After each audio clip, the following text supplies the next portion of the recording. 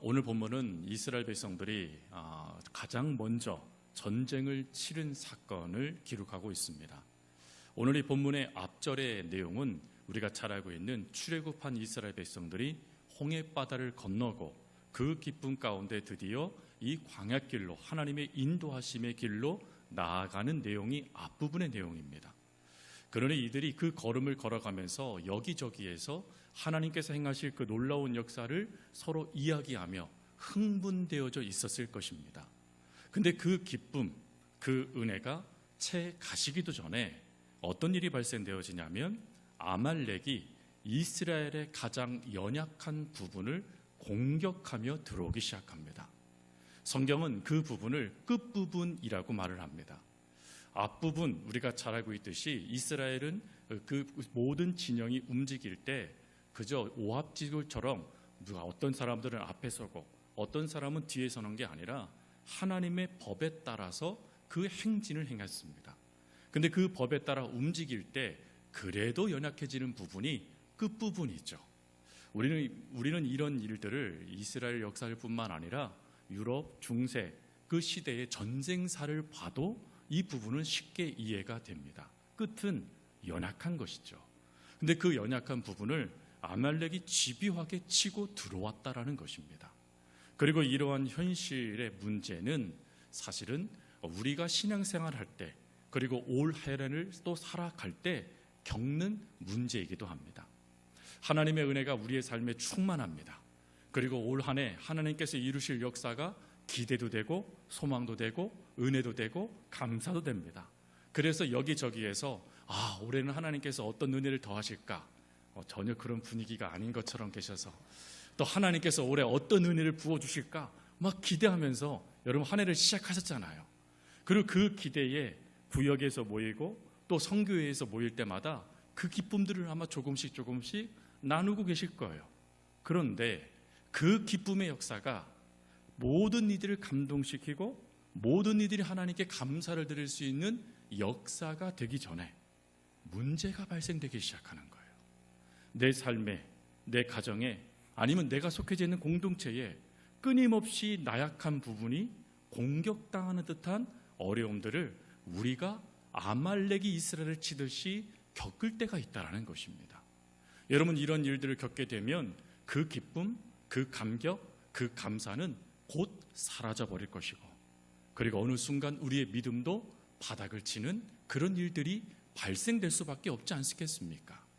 그런데 그럴 때 하나님은 그 자리가 그 아말렉과 전쟁을 치르는 그 골짜기 같은 그 자리가 승리의 자리가 되도록 역사하신다는 내용이 바로 오늘 본문의 중요한 핵심 은혜의 내용입니다.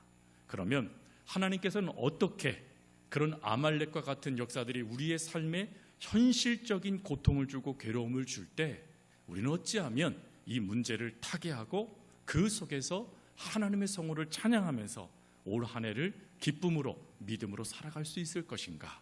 오늘 본문은 이에 대하여 두 가지의 답을 주세요.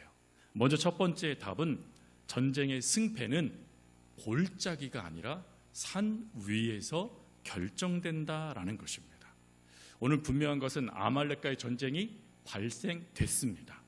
그러자 모세는 즉시 조치를 내리는데 그 조치는 여호수아로 하여금 군인들을 착출해서 아말렉과의 전쟁을 수행해라 라는 것입니다.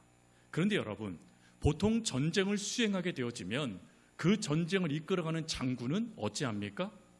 항상 전쟁터의 맨 앞에서 그 자리를 버티어 서고 있죠.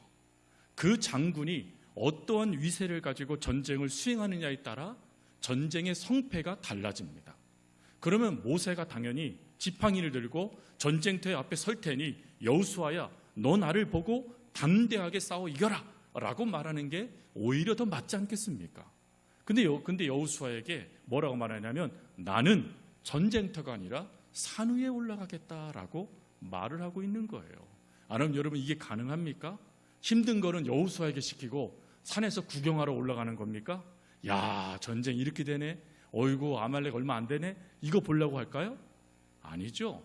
분명한 것은 우리가 이 말씀을 다 알고 있습니다. 왜 모세가 산에 올라갔죠?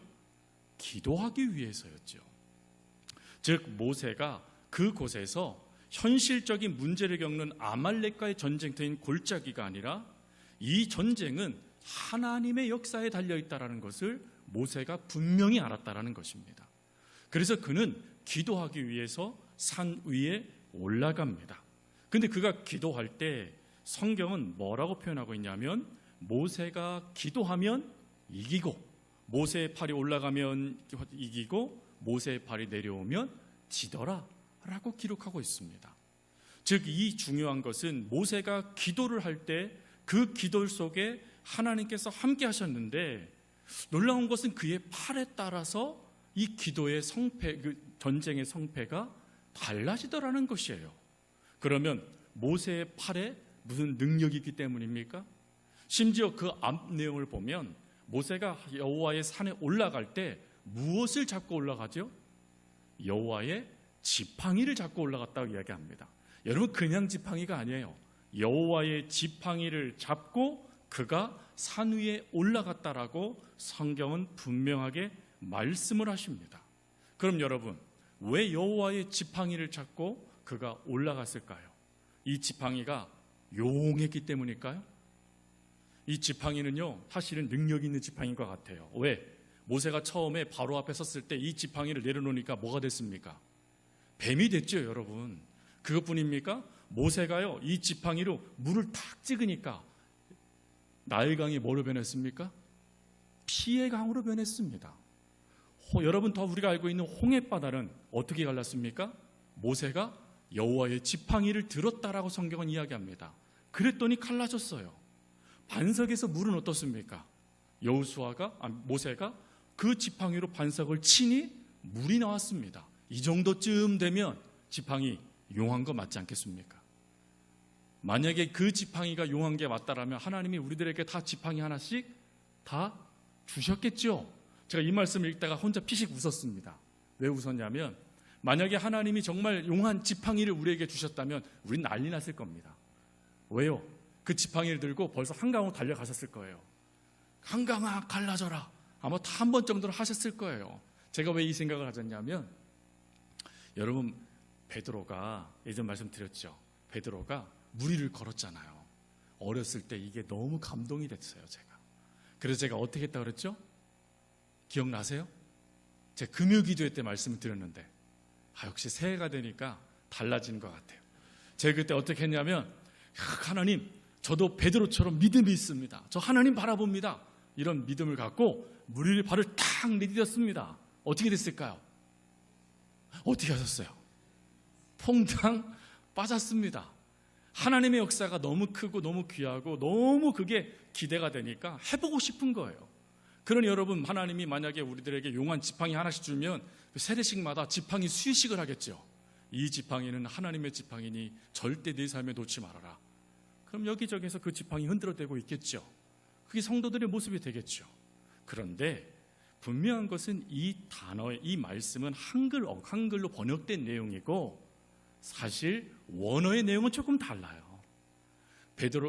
모세가 하나님의 지팡이를 들었다 집었다라고 되어져 있는 이 부분을 성경은 뭐라고 표현하고 있냐면 마테하 엘로힘이라고 되어져 있어요. 하나님이 붙잡으시는 지팡이. 지팡이가 용한 게 아니라 그 지팡이를 누가 붙잡으세요? 하나님이 붙잡으셨다라는 거예요. 하나님이 붙잡으셔서 그 지팡이를 통해서 하나님의 역사를 흘려보내셨다라는 것입니다. 그걸 믿기에 모세는 또 다른 엘로힘, 능력을 주시는 그 하나님을 의지하여 기도의 자리로 나아갔고 그리고 그 자리에서 나의 모든 걸 다하여 기도했다라는 것을 말하는 겁니다. 즉 팔을 들다라는 이 의미가 참 중요한데 이 의미는 내가 하나님께 항복하다라는 뜻입니다. 여러분 가끔 기도할 때 자 우리 두 손 들고 자 주여 외치시고 기도하겠습니다. 여러분 이거 왜 해야죠? 이거 왜 합니까? 능력 더 받으려고 우리가 주여 외치시는 건가요? 아니죠. 오늘 모세의 기도에서 이게 나온 거거든요. 뭘 의미합니까? 기도는 제일 먼저 내가 죽어야 된다는 거예요. 내가 하나님 안에서 완전하게 항복당해야 된다는 겁니다. 그 항복된 그 역사 속에 하나님의 은혜가 우리의 삶을 통해 역사가 된다는 것을 말해주는 거예요. 그래서 우리가 두 손을 들고 주여 외치는 것은 하나님, 내가 이제 하나님께 내 삶을 항복합니다. 내가 무엇인가 이룰 수 있다는 착각을 포기합니다. 내 힘으로 무엇인가 할 수 있다는 그 교만을 내려놓습니다. 내 힘의 모든 것은 하나님께 달려 있습니다 라고 하며 그 하나님을 바라보고 그 하나님의 능력을 의지하는 것이 모세의 기도의 전부였어요. 즉 팔을 들었다 내렸다 이 뜻이 아니라 내가 하나님 앞에 끊임없이 하나님께 항복을 하고 하나님께 그 역사를 가지고 맡기는 기도가 멈춰졌느냐 이루어졌느냐에 따라 이스라엘 전쟁의 성패가 달라졌다라는 것입니다. 그럼 여러분 또 오늘 이 말씀을 듣고 그럼 내가 오늘 이 손 들고 끝까지 기도하면 응답받겠구나. 여러분 또 이런 생각 가지시면 안 돼요. 팔에 달려있는 게 아니라 우리의 믿음에 달려있는 거예요. 우리의 믿음을 가지고 하나님께 내가 두 팔을 들던 내가 고개를 숙이던 내가 무릎을 꿇던 하나님께서 이 문제를 이루실 거라는 그 생각을 갖고 내 먼저는 나의 모든 것들을 포기하고 그리고 하나님의 은혜를 사모하는 이것이 우리에게 주어지는 은혜의 출발점입니다. 여러분 이것을 믿고 이제 여러분 삶에 수많은 아말렉과의 전쟁을 여러분들이 이제 수행하게 되실 거예요. 그런데 여기에 또 다른 문제가 있어요. 그게 뭐죠? 아말렉이 그 이스라엘을 침공해 들어온 그 역사는 현실입니다. 수많은 일이 넘어졌을 거예요. 즉 우리의 삶에 수많은 아말렉의 문제들이 끊임없이 우리의 삶에 찾아올 수 있다라는 것이죠. 그러면 그런 역사에 우리가 어찌 되어집니까? 하나님의 놀라운 이 역사, 모세가 산에 올라가 하나님께 기도했다라는 이 역사를 우리가 놓쳐버리고 그 현실에 그대로 매몰되어 버릴 수 있다라는 거예요. 나도 모르는 사이에 그래 이 전쟁 내가 수행해야 돼 라고 하며 여러분들의 손에 주어진 칼을 뽑을 수 있다라는 거예요. 대책회의를 하고 그리고 이거 어떻게 전쟁을 수행할까 전략을 세우는 등 하나님께 기도하는 것은 놓쳐버리고 수많은 방법들을 찾아 나가는 모습이 우리에게 나타날 수 있다라는 것입니다. 그러나 모세는 분명히 합니다. 우리가 해야 될 중요한 것은 하나님께로 나아가 두 손을 드는 거예요. 내가 무엇을 하겠다라고 달려드는 게 아니라 그 모든 것 속에 역사하실 하나님을 바라보고 나는 하나님께 무릎을 꿇으며 항복하는 것이에요. 그럴 때 하나님께서는 내 힘이 빠진 그곳에 하나님의 힘을 더하셔서 그 골짜기가 실패의 그런 죽음의 골짜기가 아니라 하나님이 행하셨습니다. 여호와의 니시의 승리의 골짜기가 되도록 역사하신다라는 것입니다. 그런 성도 여러분, 아말렉과 같은 공격을 당하시고 계세요? 그럼 뭐 하셔야 돼요?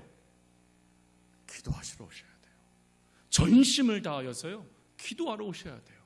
기도 한 번 해보고 에이 안 되네. 아니요, 모세는요 하루 종일 기도했어요. 끊임없이 내 삶을 포기하고 내 의지를 꺾어가며 하나님께 모든 걸 맡겼어요. 그러니 그 삶을 우리도 선택해야 된다는 것입니다. 그리고 두 번째, 전쟁의 성패는요 혼자서가 아니라 함께 할 때 결정되는 거예요. 여러분 우리가 이제 기도하기로 결정했어요. 자 이제 내가 기도해야지.